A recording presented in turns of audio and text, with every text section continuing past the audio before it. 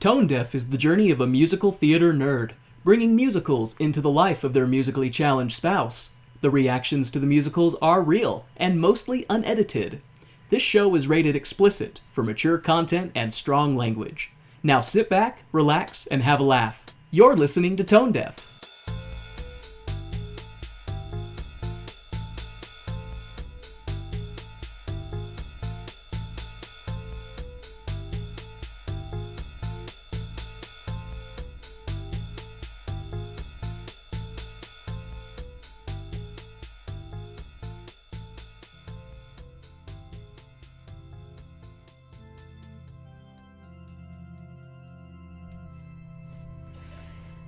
Dearly beloved, we are gathered here on this solemn day to say goodbye to our dear, dear friend, Richard Humer, cut down in his prime by a giant who we may or may not have thrown at him to shut him up.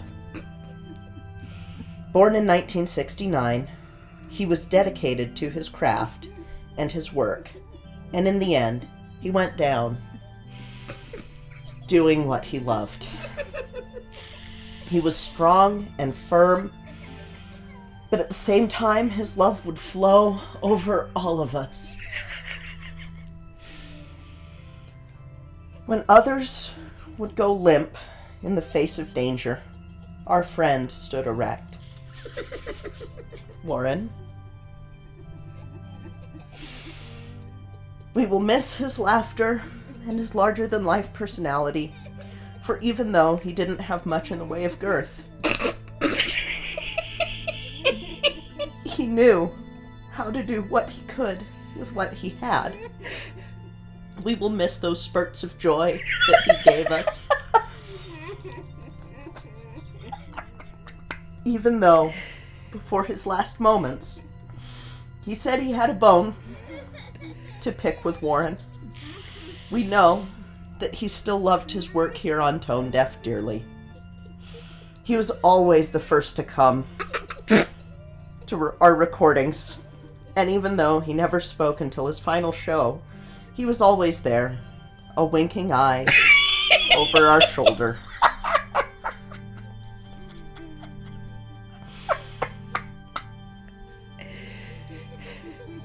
We all knew that Richard was ahead, above the rest. Until 2 weeks ago, Richard couldn't be beat. And well, Richard was no jerk. Looking back, our time with him was over too soon, and we are all left unsatisfied.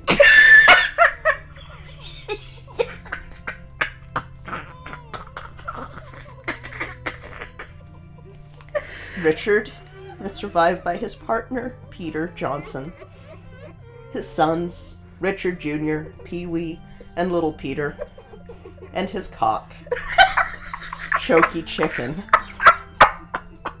Warren, stop laughing, his family is here.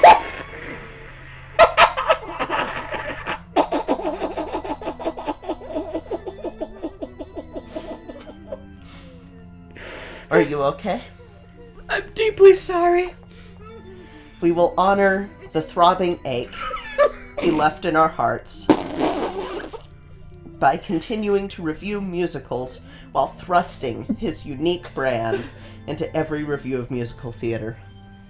For no show is immune from the charms of Richard Humer. We say all these things with the power vested in me by the Universal Life Church in the name of the Wolf, the Miranda, and the Weber and Sondheim. Amen. Oh, man.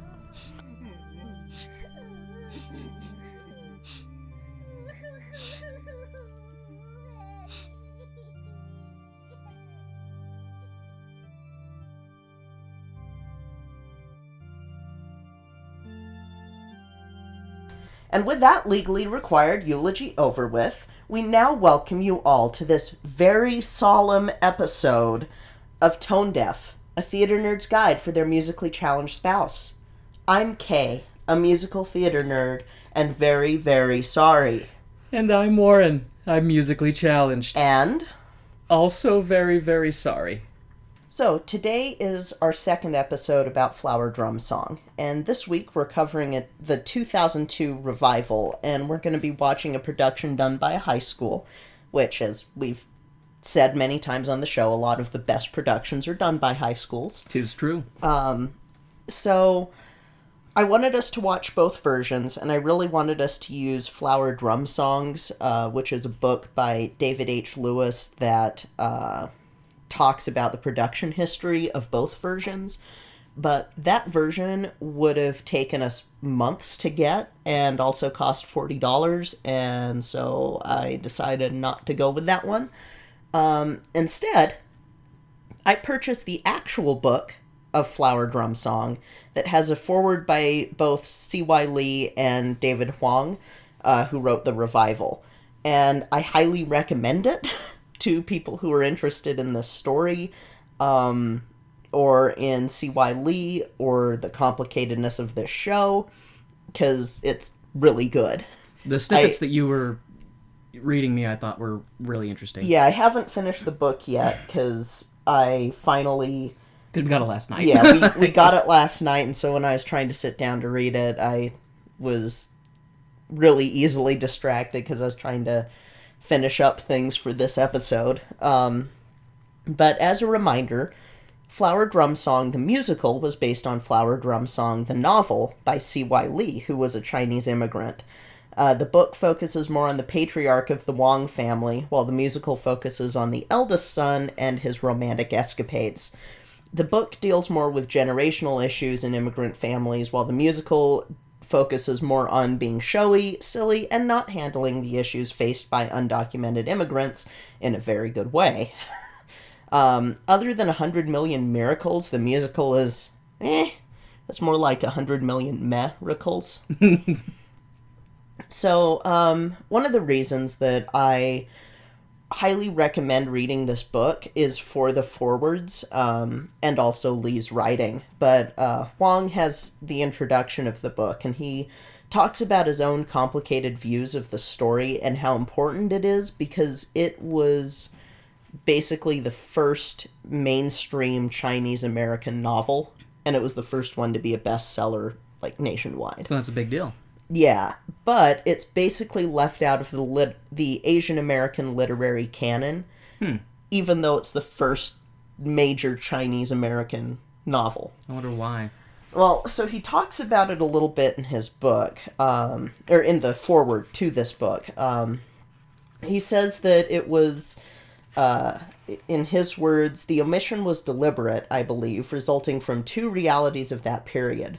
Foremost was the novel's association with the musical and the movie. To the extent that we discredited the musical Flower Drum Song as inauthentic, the novel became tainted by association. The unsophisticated politics of that period could not accommodate such a distinction. And second was the reverse snobbery, whereby the very success of the novel in the general marketplace rendered it suspect as an example of true Asian American literature. This sort of prejudice is not limited to ethnic studies scholars. It often happens in mainstream circles, that a critically acclaimed artist is abandoned by his allies after achieving popular success. If the masses like it, how artistic could it be? Similarly, Asian American critics might have argued that if white readers had liked Flower Drum Song, how authentic could it be? So that's where some of that comes from, and you see that a lot with... That is an unfortunate form of pretzel logic. And unfortunately, it's very common. Yeah. So, the version that we're going to be watching, the story doesn't follow the Hwang family as heavily as previous iterations did. Instead, we're spending a lot more time with Mei Li, who instead of coming over as a quote-unquote picture bride, comes over to escape communist China after her father's death in prison. Oh, shit. And the generational issues in this version are seen through Mei Li's lens more. So, is that... So, wait, sorry. I guess back up a little bit from what he was writing. Is Mei Li a real character, or just... She's a character in the book. Well, I just mean, like, was she a real person or not? No. Okay. No. So it is a work of fiction in terms of... Yeah, it's still a work of fiction. Okay. Just want to make sure, because I was like, that's one hell of a photoshopping if you're like, oh yes, her father was alive and well and came with her versus Yeah. died in prison. And in the book, I haven't gotten to that point yet, but they do talk about that Mei Li is different in the book because she is not the super quiet, diminutive woman like the caricature that she is in the musical. Yeah. And so the staged version, or the revival version, is going to follow closer to the Mei Li in the book, and the Ta and Sa and Master Wong and everybody else than the original musical did. Okay. So there's also going to be a plot that kind of pits the Chinese opera traditions against the more Western jazz lounge club traditions. And you'll see it in there, but that's kind of where the conflict comes up more in this. And the love triangle is still kind of there, but not... They don't do it the same way that the original Rodgers and Hammerstein musical did, and I don't want to spoil plot for you because it is different. Okay. It is very different. But Ta, Master Wong, Linda Lo, Madame Liang, they're all still in this show, but not everyone from the original musical stays in.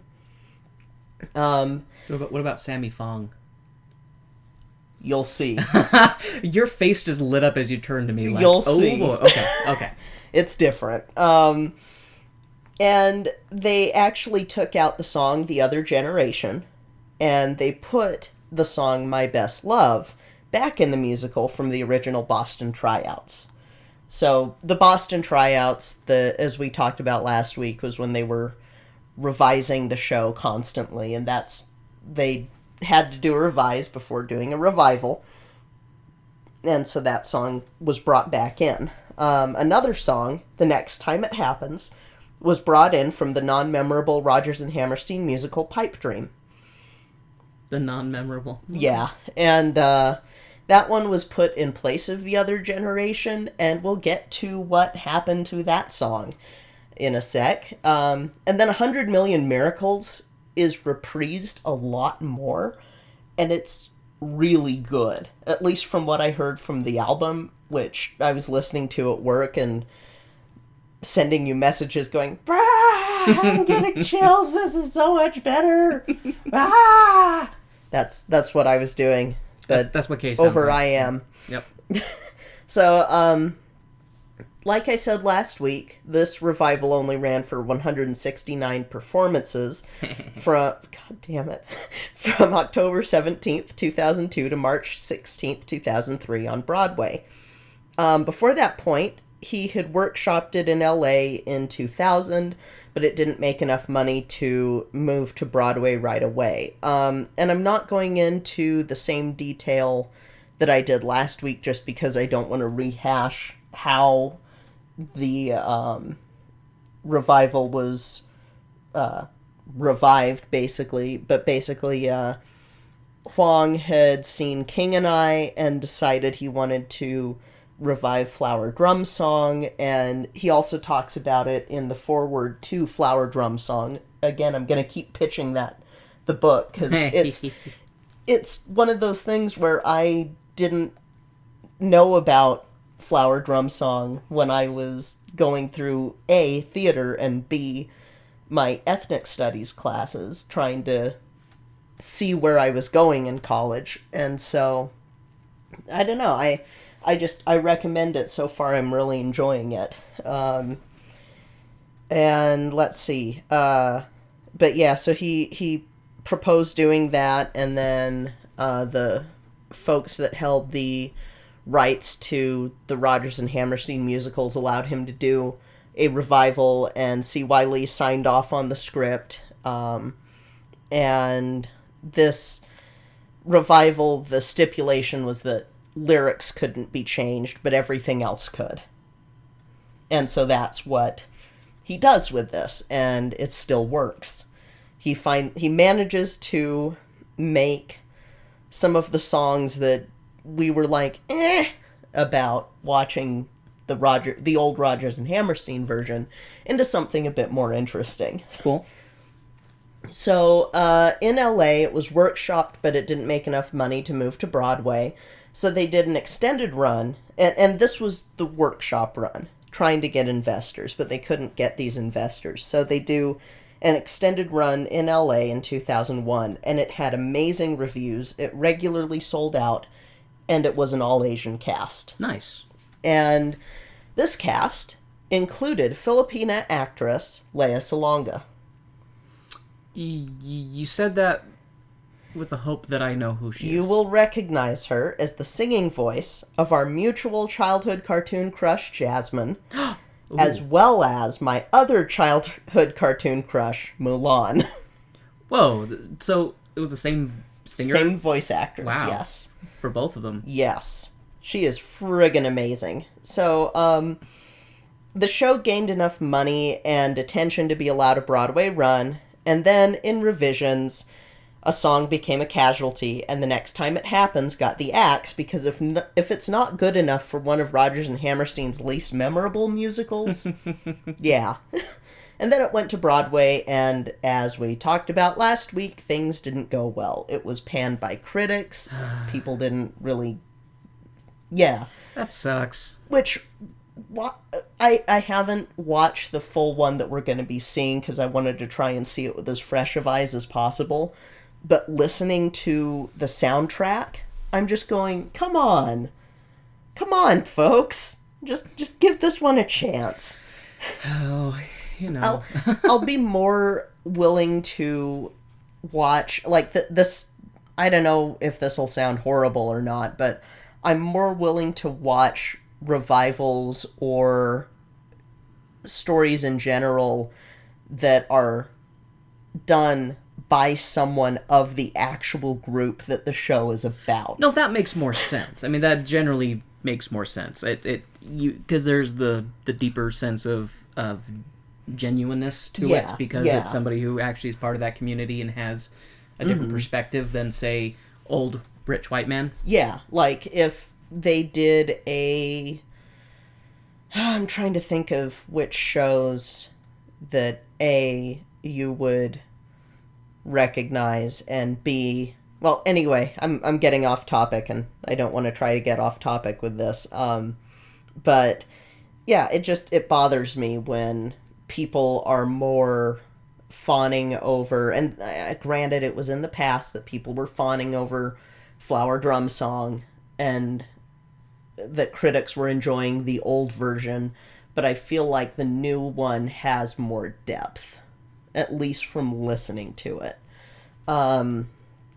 So no awards were won by this version, but as we talked about, Not even Best Conductor? No, but David Hwang was nominated for the Tony for Best Book of a Musical, and the show was also nominated for Best Costume Design by Greg Barnes and Best Choreography by Robert Longbottom.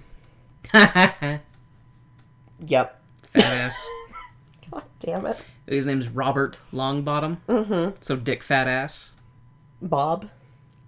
Richard not is Richard. Dick. Sorry. I'm still stuck on that touching eulogy. Well, you know... It touched me deep inside. As Richard did for all of us, and maybe when enough of the pain has gone away, one of his sons will maybe join the podcast, maybe Richard Jr., because... To carry out... I mean, it's hard to do this show without a member Richard, of the Humor family. Yeah, the Humor family, Humor Johnson family. Richard didn't take Peter's last name, but his son is Richard Johnson Humor, so... Go back to the Longbottom. Okay, Longbottom. God damn. So, when we're talking about licensing shows, this is the version that most people license now, rather than the older version. It still exists to be licensed, but this is the one that most people license, which... Because we've matured as a society, at least a little bit. Yeah, I sit here and I go, okay, if this is the one that everyone licenses, why did critics hate it? Or maybe not hate it, but pan it. And maybe it's just the fact that even with the stuff that David Hwang was able to fix with it, maybe it's still just a little bit Rodgers and Hammerstein-y. Maybe. I don't know. I think it's peculiar that it did so well on the West Coast, and then when it went to the East Coast, it didn't do so well. Yeah. And I don't know if part of that is because stereotypically the West Coast has a higher Asian population than the East Coast, so maybe that contributed to it, was audiences who were of that ethnic background were more inclined to go see the show and enjoy it more, and then it goes East Coast and it's more and different crowd. Sometimes I don't agree with the East Coast mentality of shows either, because some of their opinions I go, yeah, but you're wrong. Well, you and I often don't agree with critics. So. That's true. So, yeah, I do wonder when they do the original version at schools or at community theaters, I do wonder if they have the disclaimer before you see the show of, this was done at a time when we were bigger jerks than we are now. Probably depends, because I'm sure there's people who are still like, haha, it's funny. I mean people... I made my fair share of stupid jokes, but... Yeah, but you improve over, like, you recognize and then go, I'm sorry, and I'll try not to do it again, whereas some of these people are just jerk butts. I don't know, it's still complicated. It's still really complicated. And so, yeah, but I wanted us to fully cover both versions of this show so that you are able to see both versions. And I'm really glad that we are able to see both versions because, yeah. Yeah. So, a little bit shorter of an intro this week than last week just because I had covered so much last week, but... Yep. And we had to make room for that touching eulogy. We did, because it was legally required by the Johnson Humor family. It was in the small print of Richard's contract. Yeah. It's weird that he had a stipulation for being thrown at a giant, but... Maybe he was just a visionary. And maybe. He knew eventually we'll get into the woods. Yeah, and maybe, I don't know. Anyway, so, are you ready to do the thrilling conclusion of our Flower Drum Song saga? I'm ready. Oh no, we're covering that one in December. Oh god, that's right.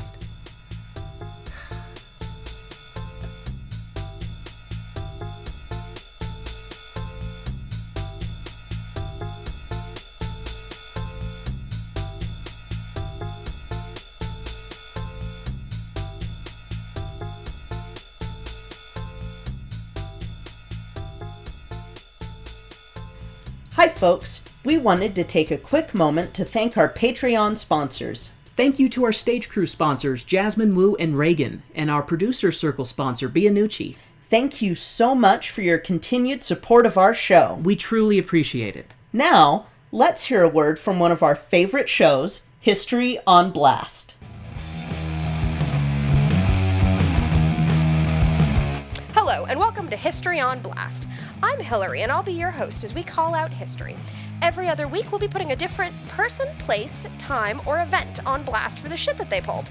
This ain't your grandpa's history podcast, so if this sounds like your cup of harbor tea, be sure to subscribe on your favorite podcast catcher.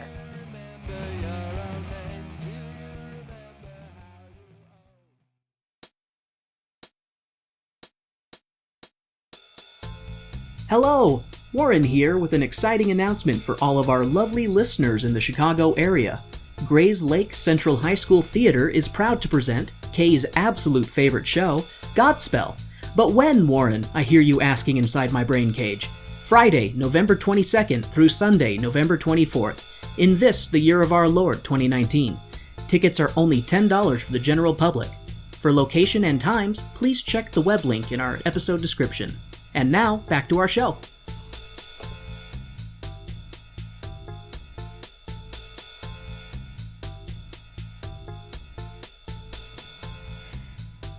Welcome back. thanks to that curse from the witch, I was sitting here crying at the ending, so... And I am unscathed. Yep. Quick note, I misspoke at the beginning. It is not a high school, which I feel silly about. This was actually the American Musical Theater of San Jose, which is decidedly not a high school performance. It is a decidedly professional theater. Which made me first question, because I was like, that's a old-looking, bald high schooler, which does exist. Yes, we have seen them. But it did raise a question. We went to school with old high schoolers that were balding, early bald.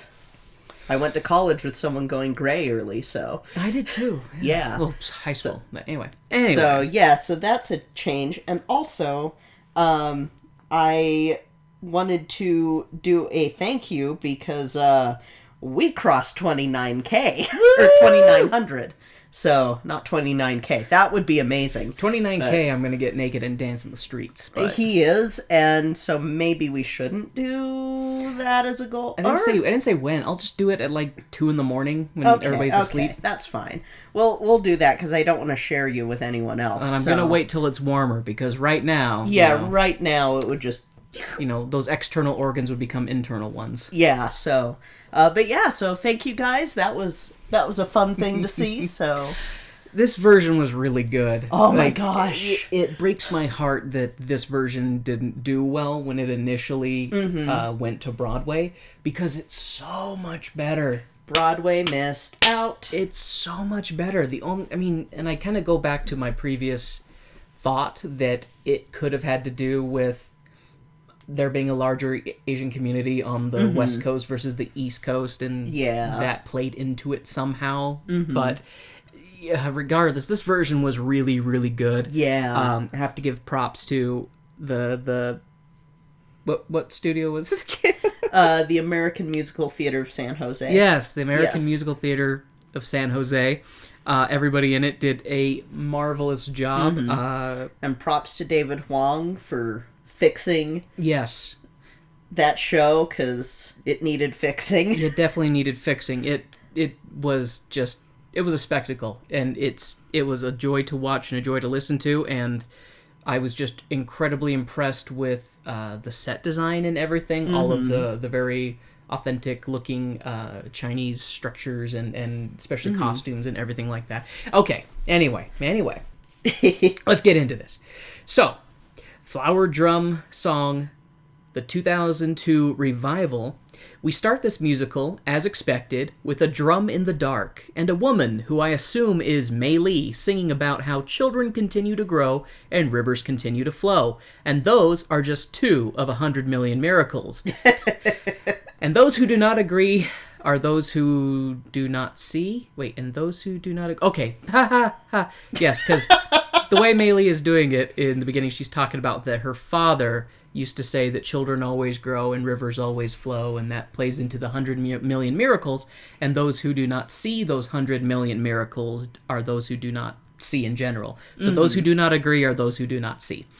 If I could read my own words that I typed, I would have done better than butchering. Okay.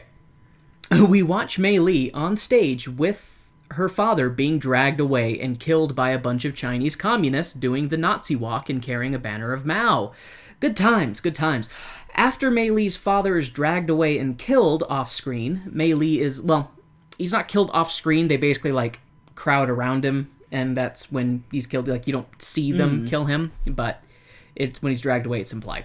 After Mei-Li's father is dragged away and killed, Mei-Li is left understandably distraught. She is signaled by another man to come with her, and thus begins the exodus out of communist China, and to the land of the free, the home of the brave, which these people are. Holy shit, are they brave. We get a heart-wrenching scene of different immigrants in the hold of a ship talking about their hopes for their new lives in a land where they are free to speak and live their truths, and where they will be their own masters. It's really... Yeah. It is amazing how much they were able to show when they... Because, of course they couldn't have, a big-ass boat on the theater. Instead, they had, these reeds, and they were doing a good job of indicating that there were a lot of people crammed into a very small area, and like the way that they would do it is one person would kind of pop up and kind of talk about what they're hoping for to find in America. Hoping for their child to be born in America, which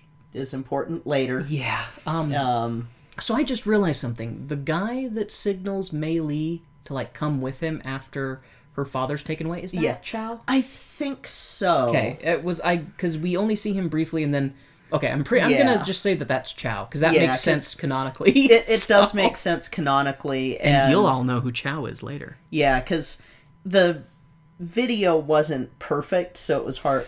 But the audio was great. I will say one thing. The audio was so good. The audio for this was really good because like it was the way it was filmed is the further away people are a little bit blurry, and then when it gets closer it's more in focus. But the audio, I mean, it's a musical, so the audio is what's definitely the most important. And the audio was crystal clear, excellent. It was great for both of us with our audio processing. What was great about that too is you're like, I don't think we're gonna have subtitles, and I'm just like, okay. But then the audio was so crisp, it was excellent. Anyway, so they're all kind of divulging their hopes and their dreams about what they're going to find in America.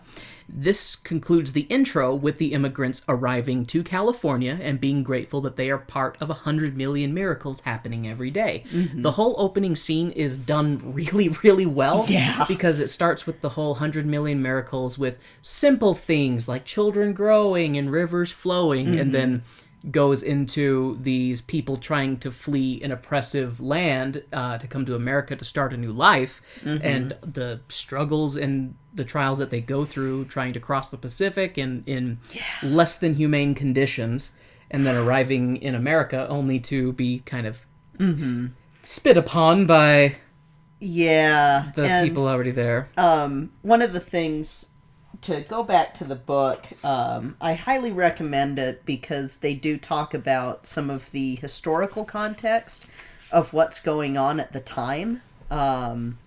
Like, at the time that people were immigrating to America, and talking about the Chinese Exclusion Act, which played a big part in a lot of the issues with population and with not as many women being in America like Asian women, but then Asian men also weren't allowed to date white women because racism. And so it was, and then they talk about once World War II happens, it's, oh, well, we are allied with China now, so let's suddenly try to get people back in. Ha ha ha. But they still were like, oh, but we're going to do it just in these quotas, which, what does that sound like going on right now? So, well, I mean, reducing of quotas rather than increasing of quotas. That was the case, though, was that in all of Asian countries, the annual amount of people who could immigrate was 2,900 people. That is not a lot. All Asian countries. That is not a lot at all. Yeah. Europe had 149,000, almost 150,000. That does not surprise me. For the annual quota. So, but anyway, so it's one of those things that when I do recommend getting that book so that you also have that context watching Flower Drum Song, this version, not. And the book isn't the other one. Like if you're concerned, it's like a War and Peace. It's not. It's not. It's not a table breaker. It's only like about it ends. It's not even 300 pages. It's not even 250 pages. You could. It's not big. It's not a big book. Buy Flower Drum Song. Don't take my word for it. By C.Y. Lee. But don't take my word for it. Reading Rainbow. Okay, Lamar. One thing that I liked though was like you had been talking about the set design. One part that got me kind of going, oh, was with the puppet for the little girl. That yes, the beginning part when she's talking about children growing. They have a little puppet on stage. It's a type of. When I was doing a theater school, we had a Asian theater class that we did bunkaru and kabuki and buto, which buto will murder you. That's a newer one, and it's crazy. But it just flashed me back to that because, yeah, it was really cool to see that. It was really It well was done. awesome. Okay. Back to the White Devil's notes. Damn. After the immigrants run off stage, the scene changes to an authentic Chinese opera scene, which turns out to be a practice session. Mei Li comes in, and it turns out she's tracked down Master Hwang, her father's oldest friend from China. Mei Li relates the sad news that her father has passed on to the world of spirits. Master Hwang is sad to hear the news of his friend's passing, but welcomes Mei Li to her new family. Mei Li is very grateful for the hospitality, especially on the part of Master Wang's son, Ta, who is happy to pawn off his opera duties onto Mei Li, since Ta is tired of wearing that dress. Mm-hmm. So the whole joke is that Ta has been playing the woman in these shows, and he's like, finally, we can have someone else play the woman. I've been dying to get out of that dress. Mm-hmm. Which makes sense. I mean, but Ta gives Mei Li the 411 on the situation, saying the job comes with no pay, but since the opera house doesn't pull in much money, Master Wang lets Ta turn the place into a club on Fridays so they can make some money and keep the lights on. Ta offers to get Mei Li a job waiting tables and help her find a place to stay. Ta runs Mei Li through her steps in the opera show. Ta runs Mei Li through her steps in the show she's taking his place in, and the two bond slightly, but it's obvious Ta has a thing for the amazing singer Linda Lo, who he books for the club on Fridays, but that doesn't stop Mei Li from singing about how she already likes Ta. Mm-hmm. So in this context, he's talking about, they have this opera house that's called the Golden Pearl, but since, their average crowd size on a Saturday night is 6 people, Ta is able to turn the place into a club, on Friday nights, and he gets this singer, Linda Lo, and that's where they basically rake in enough money to keep the lights on and keep the place from shutting down. We get to see an awesome display of some Chinese opera, in which Mei Li rocks it and is given kudos by everyone. After Mei Li finishes her "I'm going to like it here" song, the scene changes to rehearsal for Friday's club scene, in which the backup dancers are shaking their groove things with no Linda Lo. Ta is upset about Linda not being here for the rehearsal, but she shows up, sporting a new dress that she bought. Ta shows Linda the new number that was inspired by Mei Li and the traditional Chinese dancing, and brings out the opera dress. Linda is a bit of a bitch about it, showing that she's as low as ever, ridiculing the gorgeous traditional garment. Ta is like, "Please stop being a bitch and just do it. I'm your boss after all." Linda complies and comes out a bit later and doesn't know how to maneuver in the outfit. Mei Li is kind and shows her the basics of the long sleeve robe, to which Linda is like, "What, Ta? Did you hire a sleeve expert?" I will say, every single character in this version I like more than their counterpart in the other version. Me too. Including Linda Lo, who I was very hard on in... who I wouldn't have caught it if you didn't do the face. Well, because I said it, and then my brain went, wait a tick. There's a sex joke there. Who I was less than kind to in the previous version because... she's just a bitch. She's just not a very nice person. No, very selfish, very self-centered, very just out for her. Granted, she's still kind of that way in this show, but she has more heart and soul to her. And more depth. More depth, definitely. Definitely more depth. Holy shit, especially at the very end. Yes. Which we'll talk about. But even though she was probably my least favorite character in the other version that we watched last week, she's definitely better in this version. So, right away, I'm like, wow, when you can make my least favorite character more likable, it's already an improvement. Yeah. To show Linda the new number... oh, wait, sorry, sleeve expert. Linda leaves the stage after flailing a bit with her sleeves. Ta gushes about Linda to Mei Li, who's like, "Have you asked her to marry you yet?" and Ta gives her the basic rundown of what dating is like in America. Mei-li is confused and thinks the Chinese way is easier. You marry the man before he has a chance to get to know you. Ta laments to Mei-li that Linda Lo only dates white guys. Ta tells Mei-li that she should talk to Linda if she wants to know more about what it's like being a woman in America. Mei-li takes Ta's advice and goes to talk to Linda in her changing room, where the costume manager, obviously gay stereotype guy, whose name is Harvard, and we find out later why his name is Harvard, is trying to help coach Linda on her sleeve skills. Mei-li comes in to talk to Linda, who is getting ready for tonight's club show. Mei-li is slightly appalled at how Linda is dressing, saying, "You undress on stage?" And low as ever, Linda is like, "Well, sex sells. I have to show my female physique to put asses in the seats." Which is, I mean, it's still true today to an extent. But TNA sells. It does. Linda Lo sings her female song to Mei-li, talking about how great it is to be a hot young woman. The song bleeds into the club scene, and a significant lack of clothing, hence the asses in the seats, to oogle at Linda's lower anatomy parts. So in that scene, like, this show actually went really fast. Like, I was very much surprised. I was kind of struggling to keep up. So, after Ta talks to Mei-li a little bit, and she goes to talk to Linda, I did kind of forget this part, or maybe it's later. It might be later, but at one point in the show, whether it's this part or a little bit later, Linda has zero interest in Ta. Zero. This part.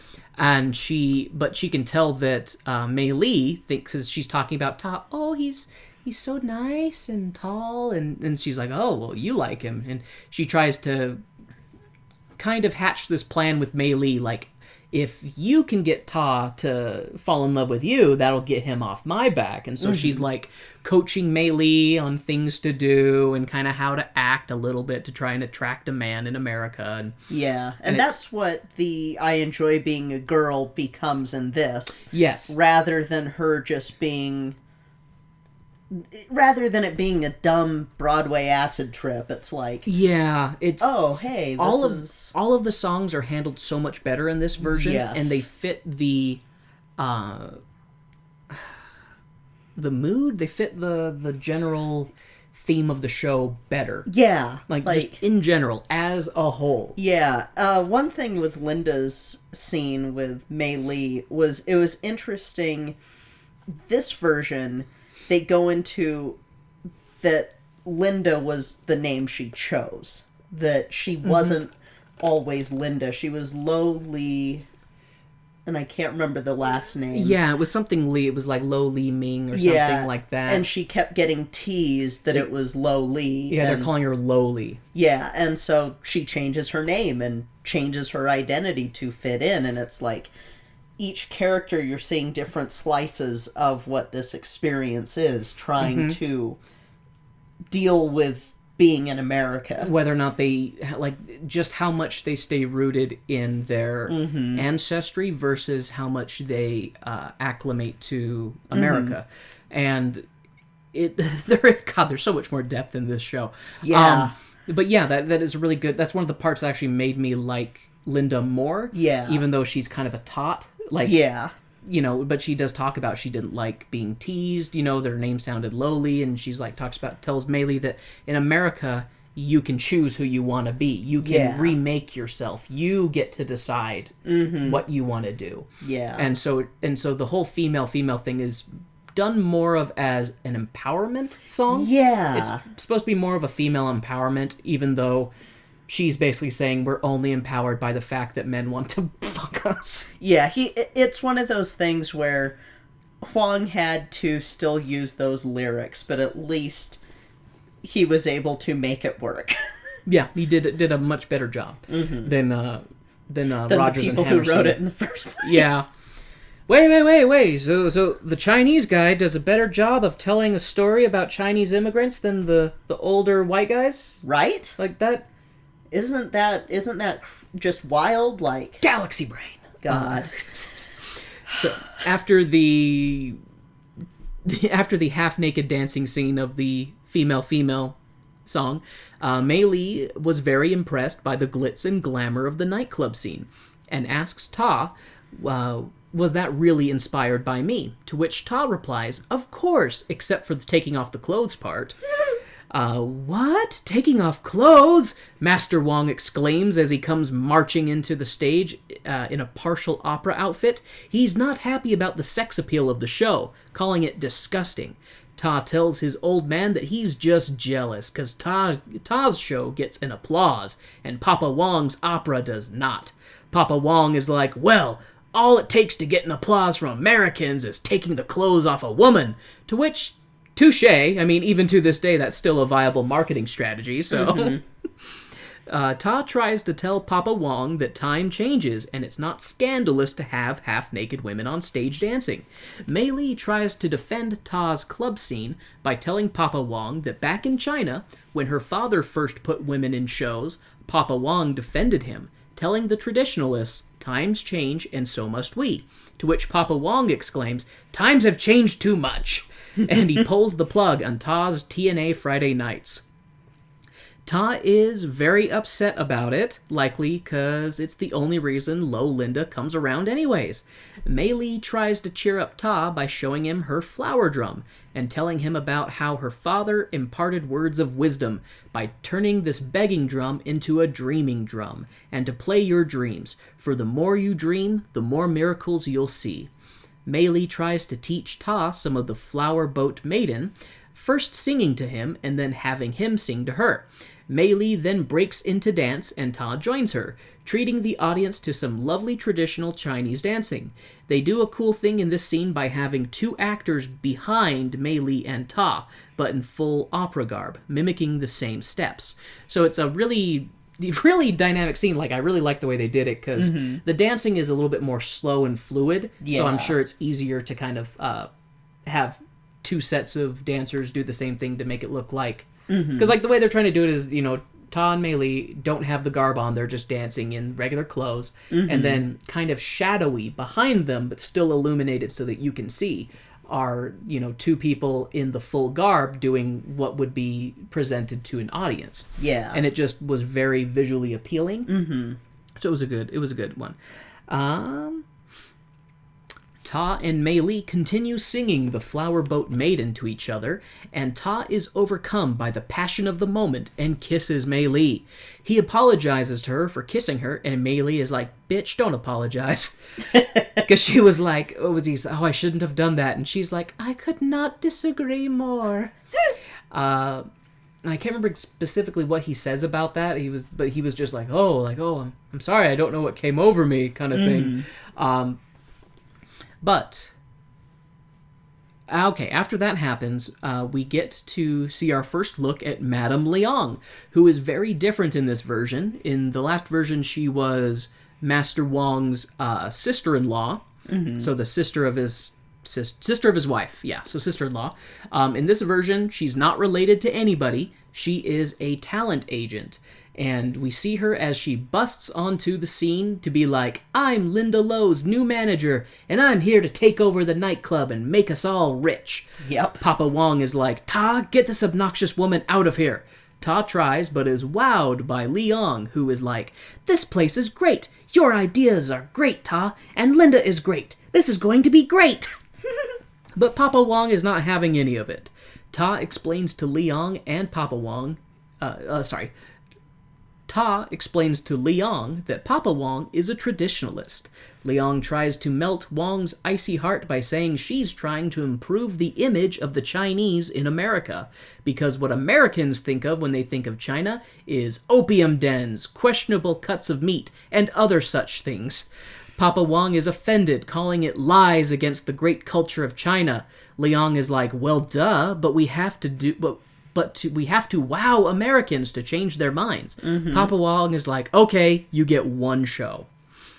Liang starts making renovations right away, and Papa Hwang does not like it, trying to banish the demons who have taken over his opera house. It's great because renovations are going on and all this stuff. He's like, demons be gone! Yeah. Demons be gone! It's just great. Everybody's like, Papa Wong's just doing his Wong thing. The old master picked the Wong woman to go toe-to-toe with, as she's able to run circles around him and subvert his traditional views, going so far as to rename the opera house from the Golden Pearl to Club Chop Suey. Mm-hmm. Papa Wong is pissed. He does not recognize his own opera house and lashes out at everyone around him, calling them traitors, and stomps off the stage in rage. And during this whole thing, they take the song that is sort of in the second act of the movie that we saw, the Grant Avenue song, and they make it relevant to the show. Was that the Chop Suey song that I didn't care for?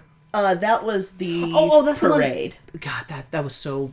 That was the parade that was so pointless. Pointless in the other version. Yeah, and in this, they went, oh, well, let's actually make it mean something in this. So yeah, and it was awesome. So, again. Yeah, it was just far superior. An unknown delivery man comes to the stage looking for Master Wong, but finds Mei Li. It's another one of the immigrants who came with Mei Li. His name is Chow, who, as Kay and I were saying, we're pretty sure he's the one who, at the beginning of the show, was like, come with me, Mei Li, we're going to escape China.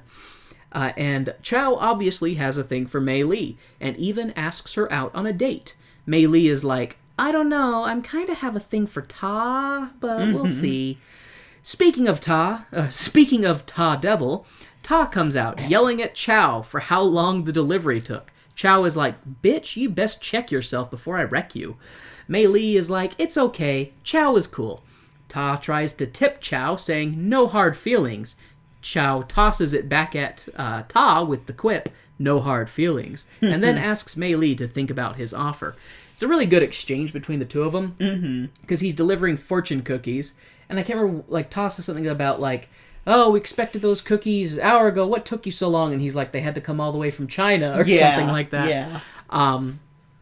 But when he's kind of blowing up on Chow, Mei Li's like, oh, it's fine, he's okay. And when he goes to give him a coin, and the way he does it is kind of condescending, like he pulls out this tiny coin, puts it in his hand, he's like, no hard feelings, and then Chow, with his open palm, just kind of throws it back at him, and Ta catches it, and Chow's like, no hard feelings. Yeah. But yeah, Chow has a thing for Mei Li, and we find out a little bit later, he feels emboldened to ask her out, because it sounds like Mei Li is from a more prestigious family, whereas Chow was just like a farmer. Yeah. So there is like a class disparity there. Ta is like, was that guy hitting on you? Mei Li says, no, he just asked me to dinner. Ta inquires if Mei Li likes Chow, and she says, I don't know, because I've been studying American courtship rituals with Linda. Ta steps on that right away, being like, don't listen to Linda. She's a different class of woman. To which Mei Li is like, thanks, I guess? I love that line. Just Linda's the kind of person that you'd take to the Coconut Grove or to the top of the Mark, and you're not that kind of woman. Yeah. He just inadvertently insults her. Oh, God. Ta sings about how women are all different, but what a man wants is a woman that he can be comfortable around, a woman who inspires him to be a good man. As he's singing about this, he kisses Mei Li again, because Ta doesn't know what he wants. Ta is like, I have an egg roll for Linda, I should stop kissing you. Mei Li is like, I'd love to have your egg roll, Ta. Oh, my God. See, I had to find substitutes for Wang jokes. Oh, my God. Because they're Wong, not Wang. But what else is Chinese? Egg rolls. Those are actually probably American, but... Oh, God. Mei Li goes to confide in her BFF Linda about kissing Ta. And Linda's like, damn, off the boat, girl, you move fast. Mei Li tells Linda, Ta says he wants to tell me something tonight. Do you think he's going to tell me that he loves me?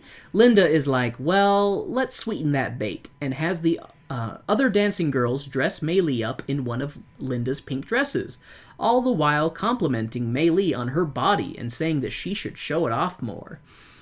While Mei Li is singing about how she's also a female, we see a devious Linda macking on Ta, saying that she has a surprise for him after the show. You know, it's one of those things that's kind of bizarre, because for someone who doesn't have a thing for Ta, she sure is, like, flirty. Yeah. And she even goes up and kisses him in that scene. So, because in the scene, you know, Mei Li comes to Linda to be like, oh, Ta just kissed me, oh my god. And Linda's like, ooh, okay, you're gonna get him off of my back and onto yours. So let's make you more desirable. And that's when they dress her up in one of her dresses. But then Mei Li comes out in this pink dress, and she's feeling very confident. You know, she's been told that she's pretty and stuff like that, so she's feeling very confident about herself. She's got a thing for Ta and is hoping that he's gonna say that he has feelings for her, because he's fucking kissed her twice already. Yeah. And in that scene where she's sitting kind of at Linda's makeup table, just singing about how she's also a female, but it's much more kind of reserved and quiet. Like, she's almost like, oh my gosh, I never thought that I would be pretty. Like, kind of has that tone to it. And then we see Linda telling Ta, I've got a surprise for you tonight. And Ta's like, oh boy, she's going to take my egg roll. And then she goes up and kisses him, and it's like, bitch, mixed signals. You can't be like, I'm not interested in this guy. Come here, guy, I'm not interested in. Yeah, that was weird. So, that was a really weird moment. It's in an otherwise not weird show. Freaking Linda. Okay. Linda and her backup dancers do another half-naked sassy dance on this grand opening night of Club Chop Suey. Papa Wong is not happy with all of the half-naked shaking of body parts, but one of his underlings comes to tell him that the mayor of San Francisco is coming to the show. Papa Wong is like, the mayor? Here? And rushes off stage, leaving Linda and the fangirls to finish their TNA display. Papa Wong is up in the manager's office with Liang being like, this kind of thing requires no talent. Anyone can do it. Madame Liang tells him, you're above having people here happy and applauding. Wong's underlings come back saying, it's confirmed, the mayor is coming to the third show, and everyone is understandably very excited. Papa Wong, now having a bit of success, is like, okay, but that guy singing The Vagabond Sailor, he's too gay to be doing that song. Liang tells him that in exchange for giving him a lead part in that song, he made all of the costumes for free. Cheap Chinese labor, am I right? Damn it. Anyways, Papa Wong is like, but I want to be on stage dancing with women, and sneaks on stage and dances with a bunch of Chinese girls dressed as women from around the world in the Vagabond Sailor song. The costume designer is not pleased and is like, that's my costume. To which Papa Wong replies, yes, and that was wrong of me to take it. But the first rule of being an actor is to do anything it can to get on stage. Madame Liang is like, now isn't that more satisfying than opera? Of course it's not, says Papa Wong, but it was more fun. Papa Wong is now converted to the glitz and glamour and decides to change his name to Uncle Sammy Fong and fully embraces the showbiz lifestyle. It is kind of his character is more interesting too. Yeah. Because starts out being the traditionalist, curmudgeonly, old Chinese guy, and then he starts seeing his place of business be full of people. And he's like, okay, well, maybe there's something to this. And he kind of gets converted to it as well. And then he's like, what was it they say? Because people change their names. I can't remember how he mentions it, but he talks about stage names. He's like, I'm going to change my name. He's like, who's the American uncle with the white beard? And they're like, Uncle Sam? Like, you want to be Uncle Sam? He's like, what about Uncle Sammy? Uncle Sammy Wong.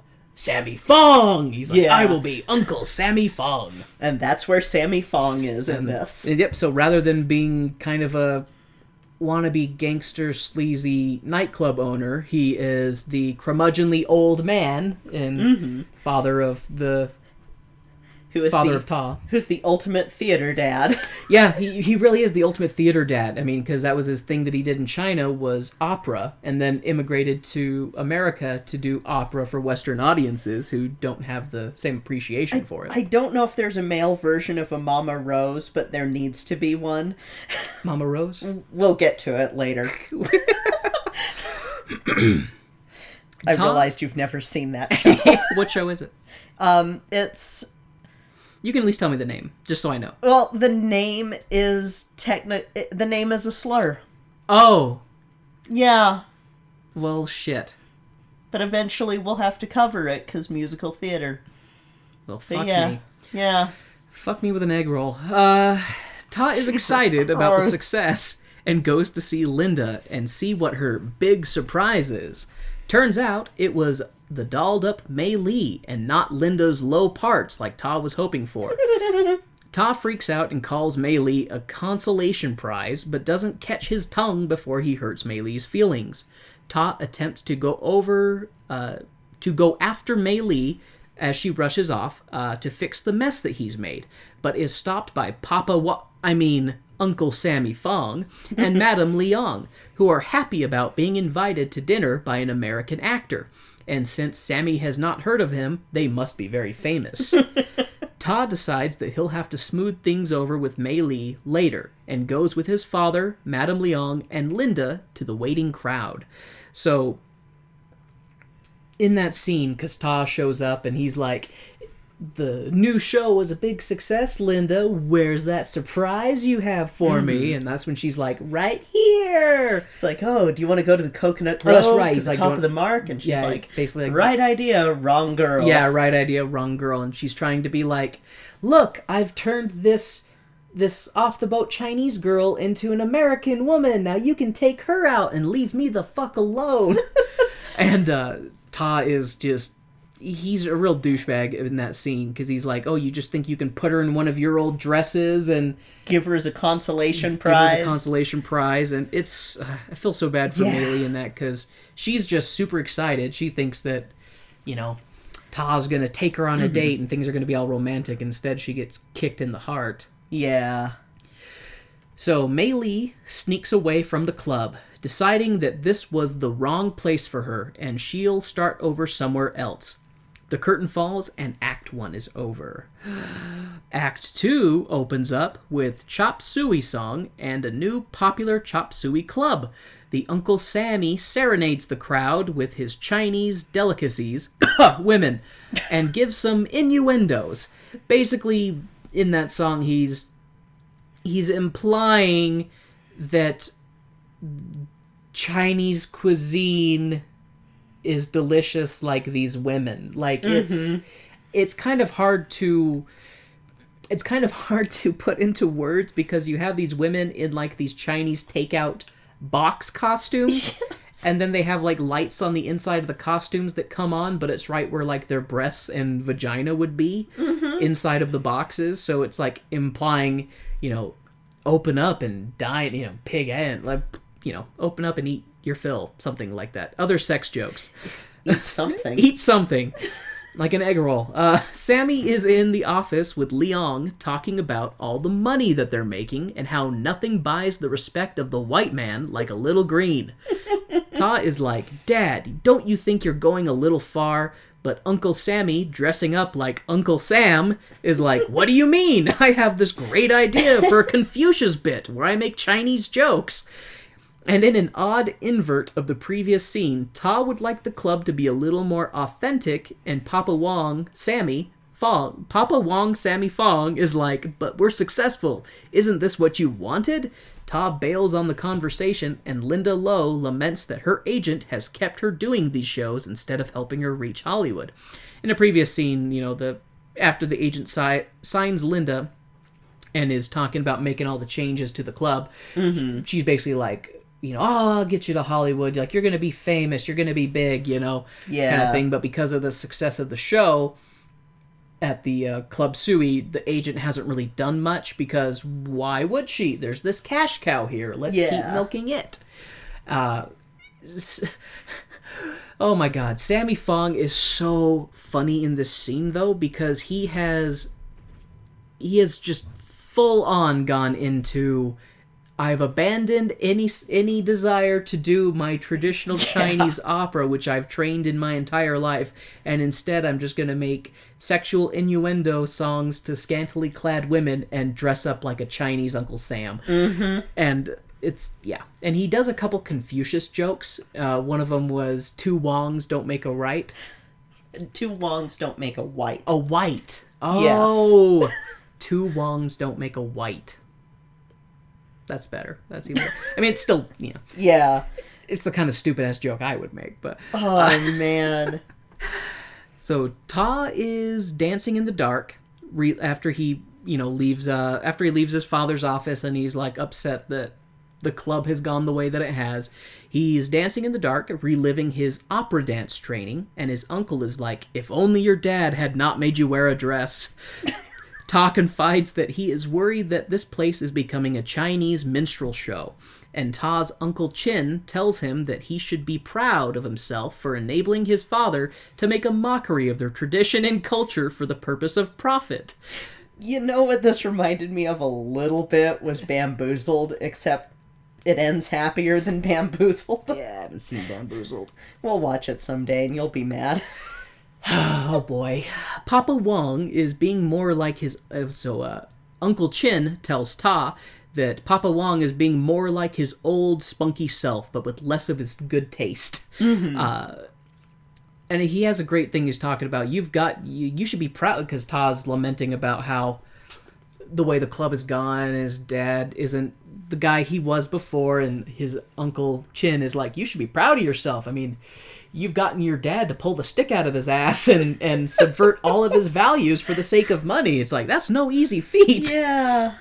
Uncle Chin asks Ta if he's still looking for Mei Li, who has apparently been MIA for an undisclosed amount of time. We don't really know how much time has passed since she left.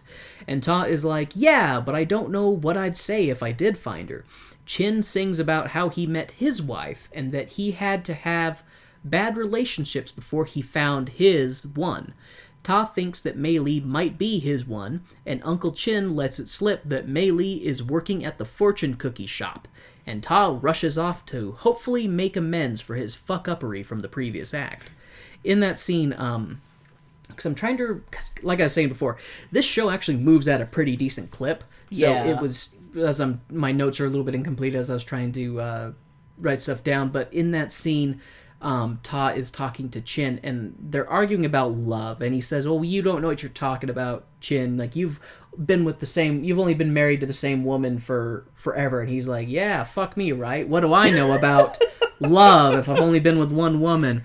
And then in his song, he sings about how, he thought his first one was going to be the one, and, like, you have these other relationships, and you realize that those end because you need to be able to find the one that you'll be with. That his true love was his last love. Yeah. And that's the woman that he married. Yep. And that's, I believe, the song that had been cut out during the Boston tryouts. Okay. And, I mean, I could see, at least in the other version, how it would be hard to do that song. But in this... But in this version, it fits really, really well. Especially in this moment where Ta is kind of like, my life sucks, and I've caused some of it myself. Yeah. But, okay. So, Ta rushes off to go find Mei Li, who's at the fortune cookie shop. Mei Li and Chow are working together at the cookie shop. Chow is still trying to put the moves on Mei Li, but she's not having any of it and just wants to be friends. Chow tells her that he wants to take her away to Hong Kong, but Mei Li wants to keep giving America a chance. Ta comes in to apologize to Mei Li, and Chow tries to confront him, but delivery is up, hop hop to it, Chow. And Chow has to run off to the stage because duty calls. Ta and Mei Li are now able to have a private heart-to-heart in front of all the other fortune cookie stuffers. Ta tries to convince Mei Li... What? I don't think that's what it's called, but okay. They're taking fortunes and stuffing them inside of cookies. Like, fortune cookie stuffer? I feel like that fits just fine. Anyway, Ta tries to convince Mei Li to give him another chance, but Mei Li is not having any of it, and instead decides to take Chow up on his offer to move to Hong Kong. Mei Li even offers up her drum to Chow in order to sell it for boat money. Sammy and Liang sing the Don't Marry Me song, and it's fucking great between these two, because they have so much chemistry, and after the song and dinner number, the two put on their coats. I think I meant to have a break there between those two notes, and I totally didn't do it. Right. So, when Ta goes to talk to Mei Li, and she's at the shop, Chow initially kind of is confrontational, like, she doesn't want you here, you better leave. But then they're like, hey, delivery up, and Chow's like, fuck, and goes off stage because he's got to make a delivery. And Ta is trying to talk Mei Li into giving him another chance, but she's like, nope, don't want to, you kissed me twice, you shouldn't have kissed me at all if you didn't have an interest, because, like, she makes some very valid points, but she's just, she's really hurt. Yeah. So it's like, I get her not wanting to accept his apology. Yeah. But she is not into Chow, even though Chow, it's this sad thing, because Chow really loves her, or at least it seems like he really loves her, wants to try and take her somewhere where they can have a prosperous life together. But Mei Li is just, Chow is her consolation prize, is kind of how it is. Yeah. And Chow seems okay with that. And I can't remember if this is where it happens or if it's later when she's telling Ta that he makes her feel ashamed to be her. It's in this scene. I'm pretty sure, because he's like, oh, you make me feel all these great things and stuff, and she's like, you make me feel ashamed. Because Mei Li is because when Chow was first like, well, when they're in the cookie shop and Chow's basically trying to be like, I want to be more than just friends, and Mei Li's like, no, we're just friends. Yeah. And he's like, you still have a thing for Ta. He's like, Ta isn't gonna love you for you because he wants an American woman. You're too Chinese. And that's when, later on she brings that up, saying to him that Ta makes her feel ashamed to be what she is, which is a Chinese immigrant. Yeah. Like she's too Chinese for the American boy, is kind of the tone there. And so after... And so when Mei Li is arguing with Ta, that's when Chow comes back on the stage. He's got his deliveries, and Mei Li is like, well, I can't give you another chance because Chow and I have decided to move to Hong Kong. And Chow's like, oh, really? Like, okay, awesome. And then Ta's kind of like, oh, well, I wish you both the best, and kind of goes off stage with his tail between his legs. And Chow is super excited, and Mei Li is just sitting there kind of like, well, I'm stuck between two options I don't really want, is her view. And then it goes to Sammy and Liang, who go out to dinner, and they go to some other Chinese restaurant, and they see like the owner, and he's like, oh my gosh, you're Sammy Fong. And he's like, shh, I'm trying to keep a low profile. I just want to have a nice dinner. And he's like, oh, I'm so happy that you're here to grace my presence. And here, have some food for free on the house, And we get the song from the other version, the Don't Marry Me song, but it fits so much better in this scene because Sammy and Liang have great chemistry with each other. They're both, older individuals. They're having dinner and they're just talking about, how great the other one is. And I can't remember how it goes on to... Oh, yeah, Liang is talking about how, she used to be a Hollywood starlet. She was like, I was the girl in, anytime that... the Japanese village was being bombed. Yeah, anytime a Japanese village was being bombed, I was the girl, screaming, ah! kind of thing. And she's like, but that kind of fame doesn't last forever. And then, your looks start to fade, you gain a couple pounds, and then a new girl shows up, and, you find yourself not having any skills. So I became an agent. What else could I do? And then that's when Sammy's like, oh, I wouldn't say that your looks have faded. And she's like, oh, Sammy. And that's when the two start kind of flirting. And he says something about like, oh, I would never, be with a married woman or something like that. And she's like, you're married, right? Because she's been wearing a ring on her married finger. And then that's when she's like, oh, force of habit. And then she reveals that she's been divorced 4 times, and the two of them are kind of, and Sammy's kind of probing like, oh, maybe we should get together. And she's like, let me stop you right there. I am the worst wife. Just check the court records, kind of thing. And then Sammy's talking about, oh, I'm not an easy husband. And they have the best song where they're doing the Don't Marry Me. And it's so fucking great between those two. Yeah. Just so great. And then they're done with their dinner and they're putting on their coats and getting ready to leave. And Sammy's like, oh, so I'll see you at the club tomorrow? And she's like, no, it's our day off. Aren't you looking forward to it? And he's like, no. And he's just looking at her when he says that. And she goes, oh, Sammy, that's the sweetest thing anyone's ever said to me. And then she takes his arm and the two of them walk off. And it's just super, it's so cute. It's super cute. Yes. I like it. Okay. And they leave the restaurant together. Back at Club Chop Suey, Linda is trying to sneak away with Harvard, the costume designer, who we find out was named Harvard because his parents wanted him to be a doctor, which I didn't... Oh yeah, Harvard Medical School. I always associate Harvard with lawyers, not doctors. Anyway, Ta catches Linda as she's trying to sneak away and tries to go with her to Hollywood to start their own thing. Linda gives Ta the hard truth that she does not love him and never will love him. Ta calls her racist because she only dates white men. Ta is a beggy boy, and Linda is like, okay, I'm leaving at this time if you want to come. She says, I'm leaving on this bus at 7 a.m. You know, if you want to come, be there. I guess you can, but I still don't love you. And she tells him that we're too much alike. Linda tells Ta that she saw Chow pawning Mei Li's drum. And Ta is like, what? She can't do that. Linda is like, yeah, this is America. People give up on their dreams all the time once they get here. So in that scene, it's...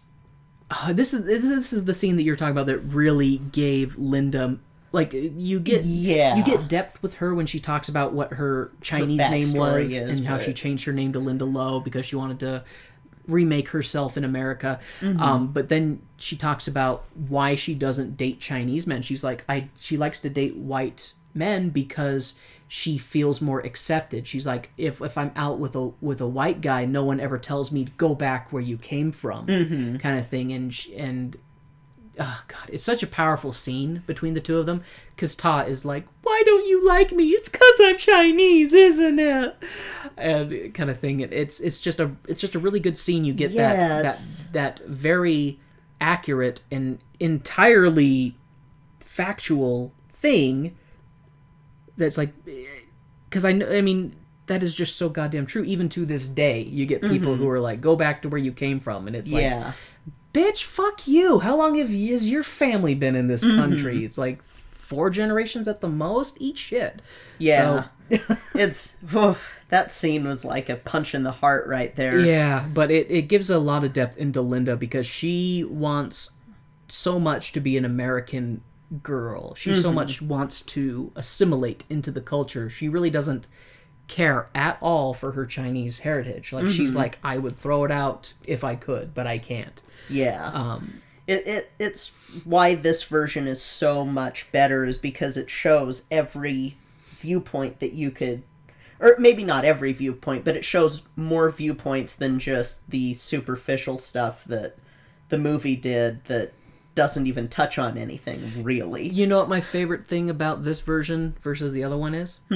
No auctioning of daughters and being like, take a look at my daughter and see that she is of prime breeding stock. No weird Broadway acid trips. Broadway acid. Yeah, that's actually true. No weird Broadway acid trips. The show moves at such a good pace that everything happening is relevant to the situation going on. There's nothing that's like, oh, what the fuck, what's going on, why did they put this in here? Everything happening makes sense for the context of the show. Yeah, and that's why it baffles me that this didn't do better. Yeah, like it really, like, out of a lot of the shows we've seen, I really, really like this one. Actually, it might have made people uncomfortable.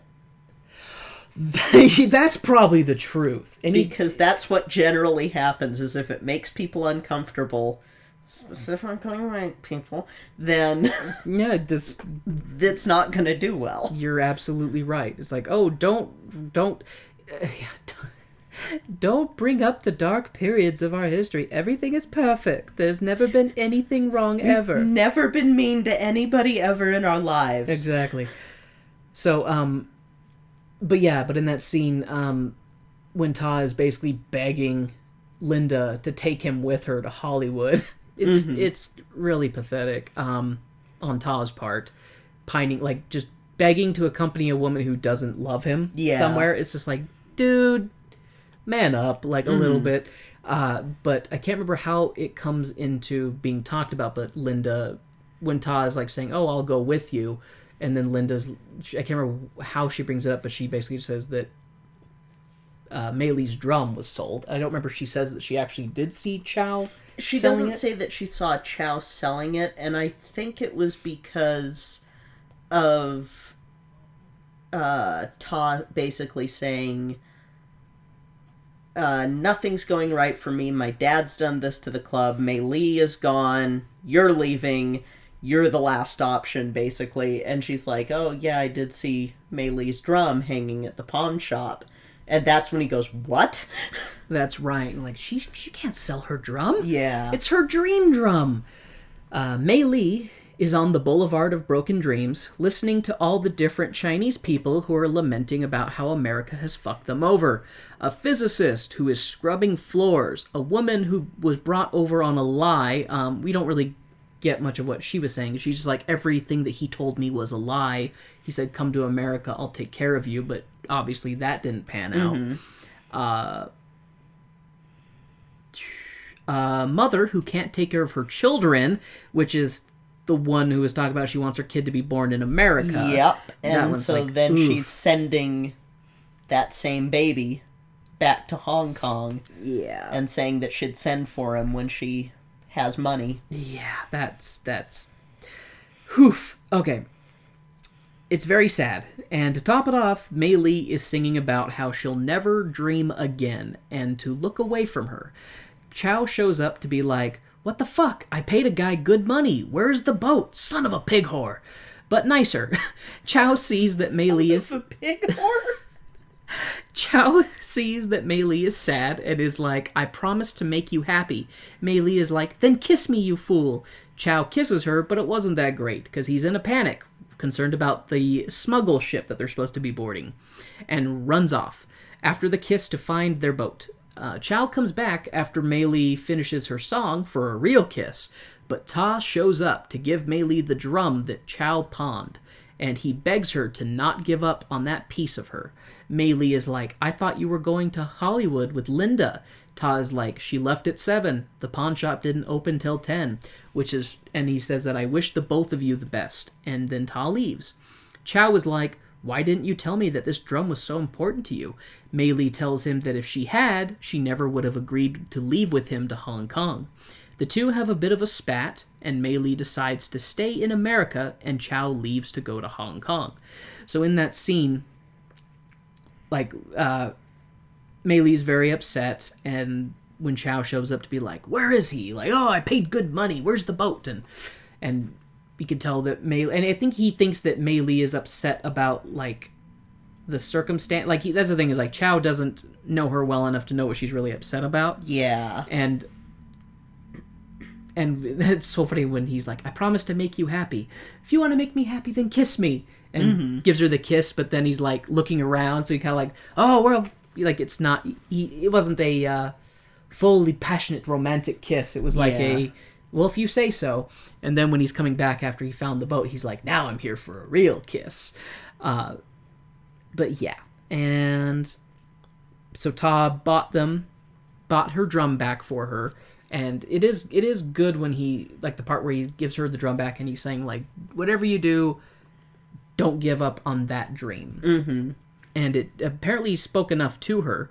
Oh, God. And then there's, in the spat that Mei-Li and Chow have, Chow's a bit of, I mean, understandably, he's a bit of a dick, because he basically tells her, he may love you now, but what about tomorrow? You know, what about later down the road? Like, he basically calls him a fickle, fake Chinese man. Like, he's not really going to take care of you or support you or care about you. And Mei Li is like, well, I believe in him. And then Chow's like, and he grabs his bags and he's heading to the ship and he says, for the rest of my life, I will never understand you. Yeah. And goes off, and Mei Li goes after Ta. Back at Club Chop Suey, Ta is attempting to revitalize the Chinese opera scene, much to the perplexity of those who are like, but the half-naked dancing girls and veiled sexual jokes are popular. Uncle Sammy Fong reverts to his previous form and dances with his son in the traditional sense.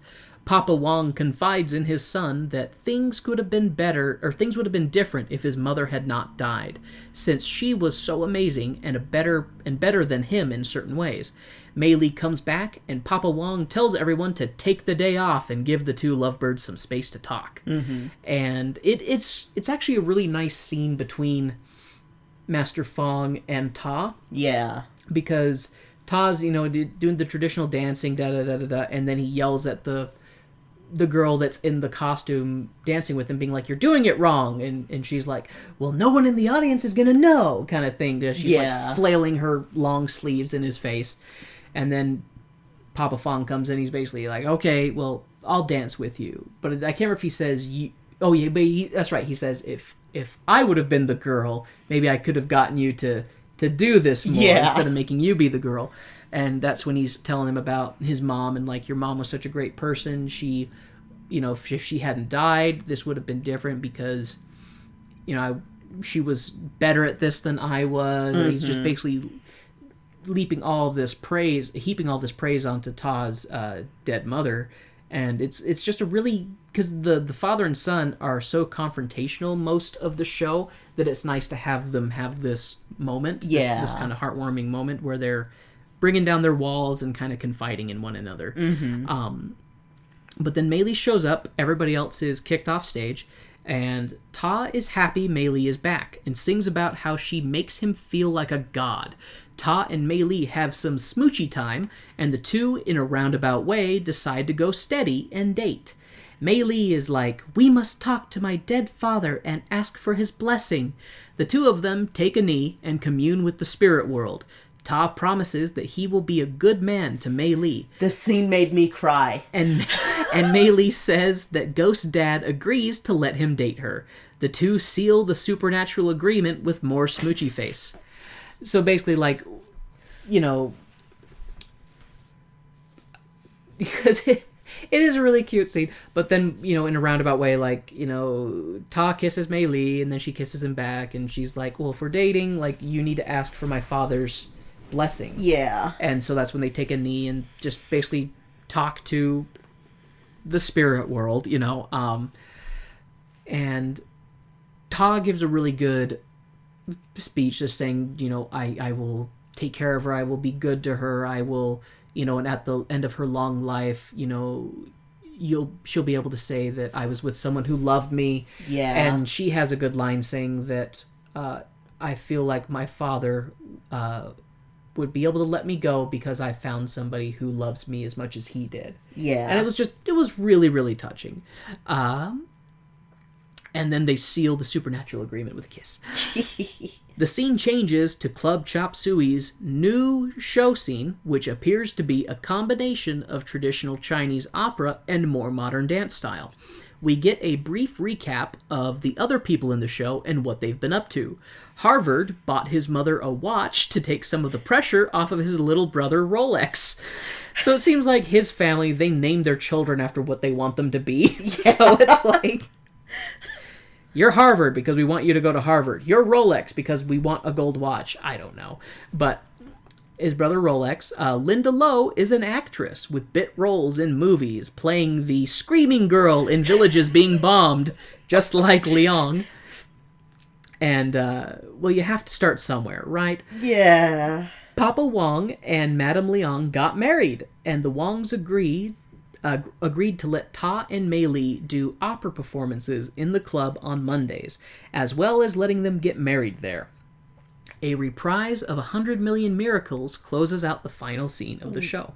And before we get to this next part, what I love with that recap was what they were talking about, what Mei-li and Ta were doing at the harbor. They were doing the flower drum Chinese opera performances, but telling new stories about life in America. Yeah. And so it was that fusion of...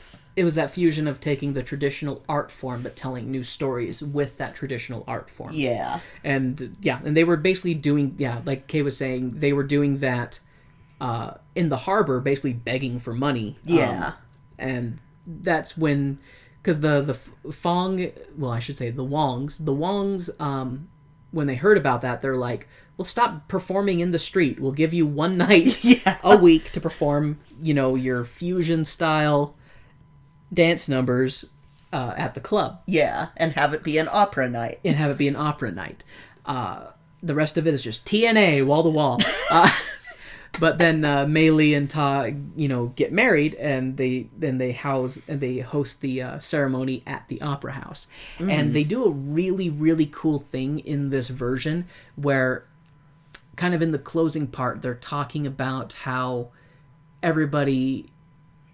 Well, they're talking about, America is where people can pursue their dreams, they can be who they want, and they talk about how this is where the veil comes down from the show, and it's more about the actors, and a spotlight will shine on these individual actors, and they are talking about where they're from in America, and or outside of America, and they're like Seoul, Hiroshima, Japan. I was born in Japan. I'm from San Francisco. I'm from Washington. I'm from, Philadelphia. Like they're from all over the U.S., and it's just a really good example of how diverse America really is. Like, granted, there's still a lot of racist white people, but when you remove them, there's the good white people and everybody else.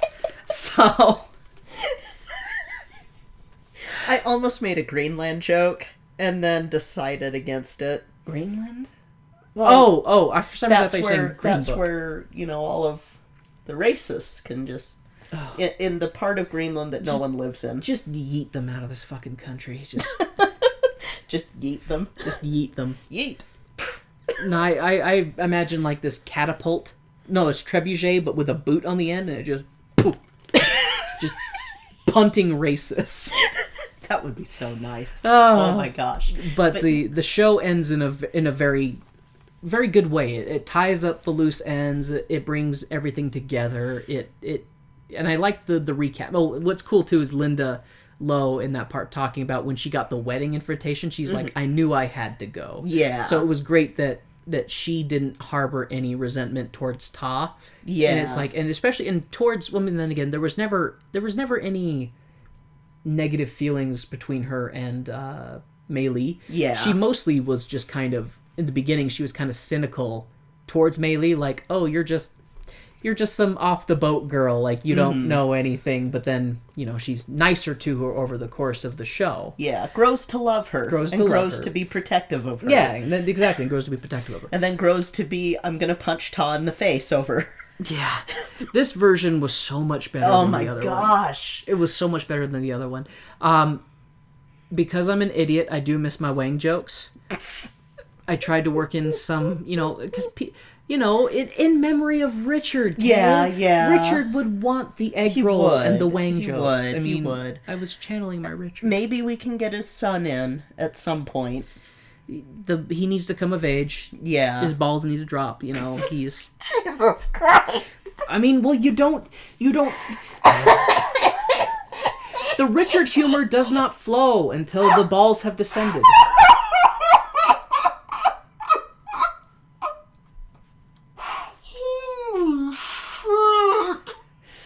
Was that joke some low-hanging fruit? Oh, God. The apples don't descend far from the tree. Jesus Christ.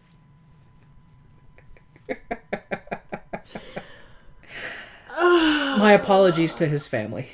Yep. We're so sorry. So, I originally had a plan for next week. But it's No Theme November. But it's, you know, I still, I'm joking. even with I'm no joking. theme, I still set out which shows we're going to be doing. I know. I'm just being. It's not Wild West. Oh God! Please tell me there's not a Wild West musical. Paint Your Wagon exists. Annie Get Your Gun exists. But, so I was originally going to have us do one show, but then I saw when we were at Arctic Circle the Once Upon a Mattress poster. So we're going to do another set of episode and then mini-sode if we can swing getting to the live Once Upon a Mattress. Okay. But we're going to watch the Carol Burnett version first. So that'll be our next week's show, and then if we can swing it. So, Once Upon a Mattress, we're either, depending on how our recording sessions goes, you're either going to be seeing the High School Musical first, and that will be the one that's released first, and then the Carol Burnett one, or it'll be vice versa. It'll just depend on how our release schedule goes. We're playing it loosey-goosey with these ones. Yes. So, either there's going to be an extra episode, because I'm trying to remember my days of the week right now. I think it's going to be that we're going to, if we can swing it, see it Friday, post the episode Saturday. Fingers crossed, since we don't have to work this weekend. Oh my God, that's right. Yeah. And then we'll do the Carol Burnett one, is my plan. But we'll see. All right. Things can happen. See how it goes. Yes. So I'm excited to see a double feature of a woman peeing on a mattress. that is not what it's about. That's the allegedly. Allegedly. That's the Giant Peach musical. Or Impeach musical. But no. Jesus Christ. Oh, what have I done? So, yeah, next week is Once Upon a Mattress, which is the Princess and the Pea musical. Princess Not. and the pea. Where'd the pea come from? Pea is in the legume.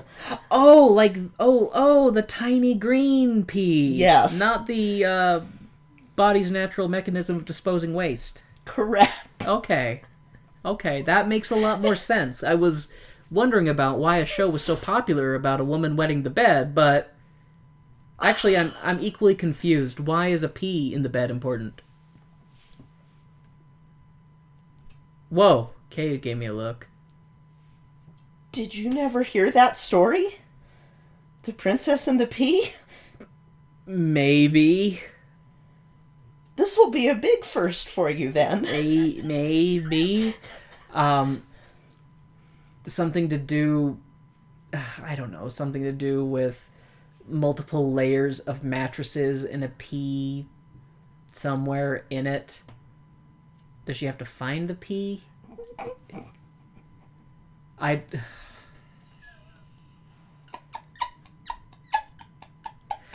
Wow, our dog sighed with my own stupidity. I don't know where Latte would have heard that story, but apparently she did. I guess on the reservation she's like, my dad's an idiot. The dogs would gather around every night and tell fairy tales to each other. Out in the wilderness. Shakespeare in the Bark. It was Shakespeare in the Bark. Okay, let's wrap this up. Thank you all so much for listening. We're a little slap happy. You know, just all that grief earlier from Richard, he would want us to laugh. He would want us to laugh. Yeah, and if the rest of the Humor family, the Humor Johnson family, is still listening, we apologize for the thing that may or may not have been our fault. Yes, I'm going to go with not our fault. Yes.